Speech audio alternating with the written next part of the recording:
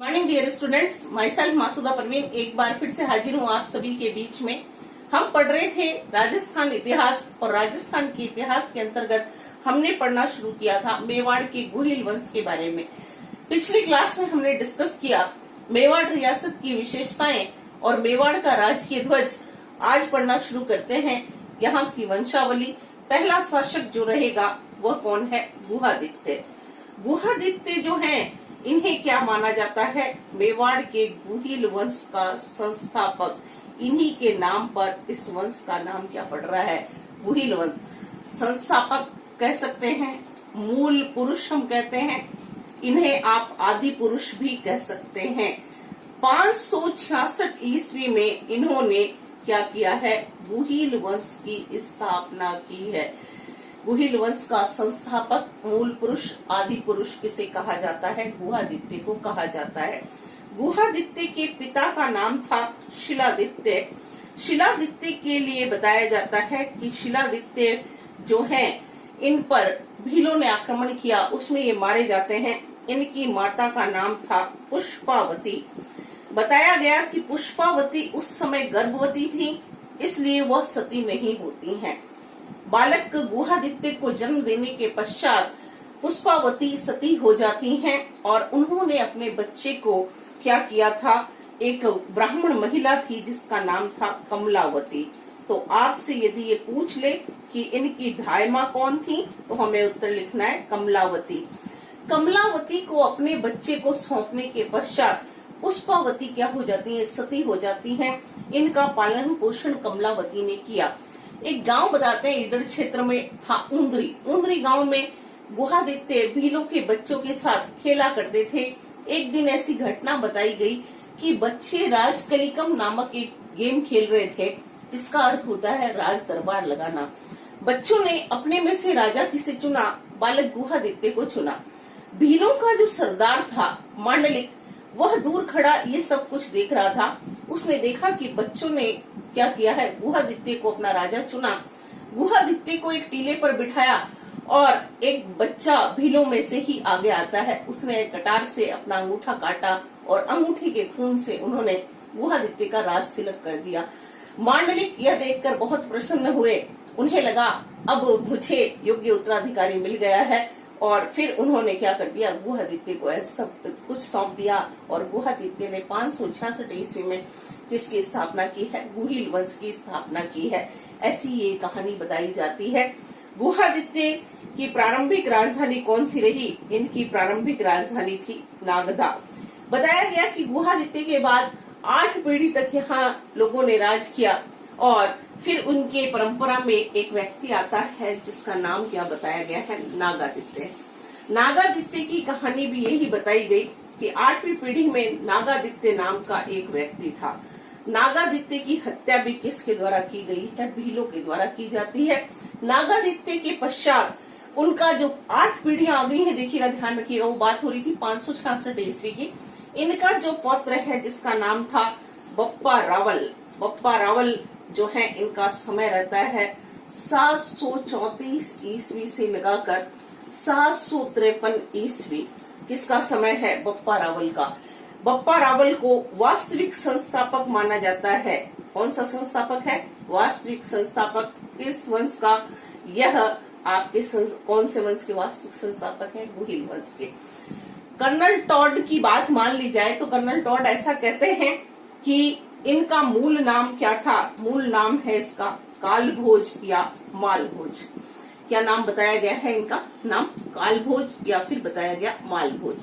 बप्पा रावल इनकी क्या थी? उपाधि थी, जो कि किसके द्वारा दी गई? इनके गुरु हरित ऋषि के द्वारा दी गई। देखिए, ऐसी एक कहानी बताई जाती है कि बप्पा रावल की परवरिश भी कमलावती के जो वंशज थे ब्राह्मण, उन लोगों के द्वारा ही की गई थी। और ये जो है ब्राह्मणों की गाय चराया करते थे। और एक दिन इनकी मुलाकात हरित ऋषि से हो जाती है। हरित ऋषि से ये बहुत प्रभावित हो गए। उन बप्पा रावल ने इनको अपना गुरु बना लिया, और हरित ऋषि ने भगवान शिव से यानी एकलिंग जी से मेवाड़ का राज्य किसके लिए मांगा? अपने शिष्य के लिए मांगा। और ये उपाधि किसके द्वारा दी गई बताई जाती है? हरित ऋषि के द्वारा।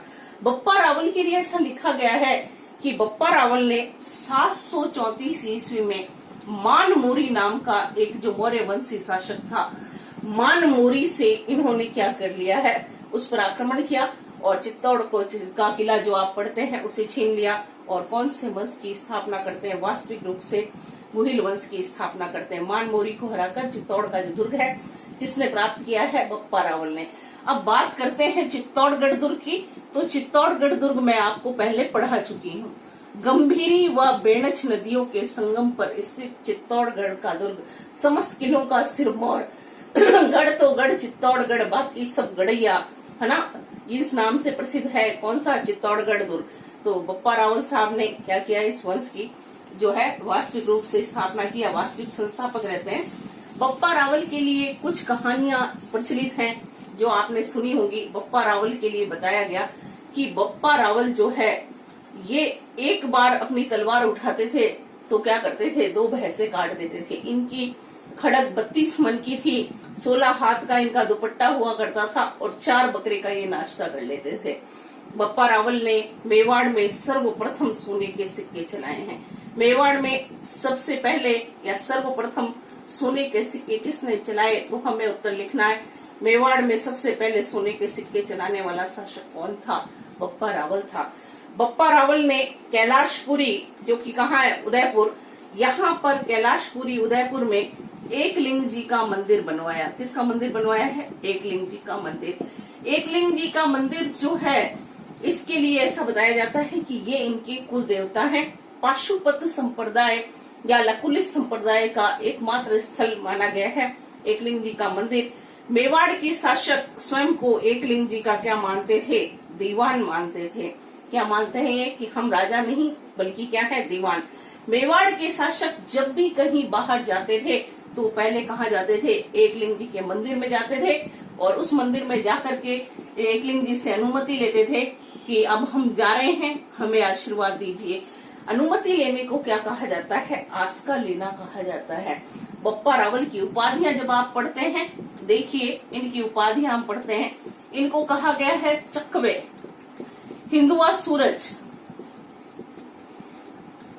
ये नाम दिए गए हैं किसको, बप्पा रावल को। बप्पा रावल के लिए हम पढ़ते हैं, एक तो इन्होंने कैलाशपुरी में मंदिर बनवा दिया, सोने के सिक्के चला दिए, चकवे और हिंदुआ सूरज इनकी क्या है, उपाधियां हैं। जो आपके अरबी आक्रमण होते हैं 7वीं शताब्दी में, तो बताया गया कि जो थे अरबियों को हराने वाला या उनसे संघर्ष करने वाला शासक भी कौन था, बप्पा रावल था। बप्पा रावल के लिए हम पढ़ते हैं कि बप्पा रावल के समय में एक जो प्रशस्ति हमें मिलती है, एक तो मिलती है एकलिंग प्रशस्ति। एकलिंग प्रशस्ति इनके बारे में जानकारी देती है। और आम्र कवि ने कौन सी प्रशस्ति लिखी है, एकलिंग प्रशस्ति लिखी है, आम्र कवि द्वारा लिखित जो है एकलिंग प्रशस्ति। इसमें क्या बताया गया कि जीवन के अंतिम दिनों में बप्पा रावल ने क्या कर लिया है, संन्यास ले लिया। एकलिंग प्रशस्ति के लेखक कौन है, आम्र कवि। आम्र कवि द्वारा क्या लिखी गई है, एकलिंग प्रशस्ति लिखी गई है। इन्होंने भी अपनी राजधानी, प्रारंभिक राजधानी किसे बनाया है, नागदा को बनाया था। बप्पा रावल के पश्चात इनके जो पुत्र थे महेंद्र, भोज, इन लोगों ने जो है शासन किया। लेकिन हम पढ़ते हैं किसके बारे में, शिलादित्य के बारे में। शिलादित्य देखिए, गुहादित्य का पिता भी शिलादित्य था, तो ये शिलादित्य सेकंड हो गए। मेवाड़ में सबसे पहले तांबे के सिक्के किसने चलाए, यदि ये प्रश्न पूछ लिया जाए तो आप लिख देंगे कि तांबे के सिक्के चलाने वाला शासक कौन था, शिलादित्य सेकंड था। शिलादित्य के पश्चात अगला शासक कौन आता है, तो देखिए शिलादित्य के पश्चात अगले शासक कौन थे, अपराजित, कोई खास नहीं रहेंगे। फिर आप पढ़ते हैं खुम्माण, फर्स्ट भी आएंगे, सेकंड भी आएंगे। बीच में कौन आते हैं, भरत भट्ट फर्स्ट आते हैं, मत्तट आता है, मत्तट नाम का एक व्यक्ति आता है, भरत भट्ट सेकंड फर्स्ट आएंगे, फिर खुम्माण सेकंड, फिर खुम्माण कौन आते हैं, थर्ड। फिर अगला शासक बनता है भरत भट्ट सेकंड। भरत भट्ट सेकंड के लिए बताया जाता है कि इन्होंने क्या किया था, राष्ट्रकूट वंशी राजकुमारी जो थी महालक्ष्मी के साथ शादी की है। राष्ट्रकूट वंशी राजकुमारी महालक्ष्मी से विवाह करने वाले कौन है? भरत भट्ट हैं। इन्हें 3 लोगों का तिलक बताया गया है। इसके बाद ये वंशावली चलती है आगे, बाकी हम पढ़ेंगे कल। तब तक के लिए थैंक यू वेरी मच।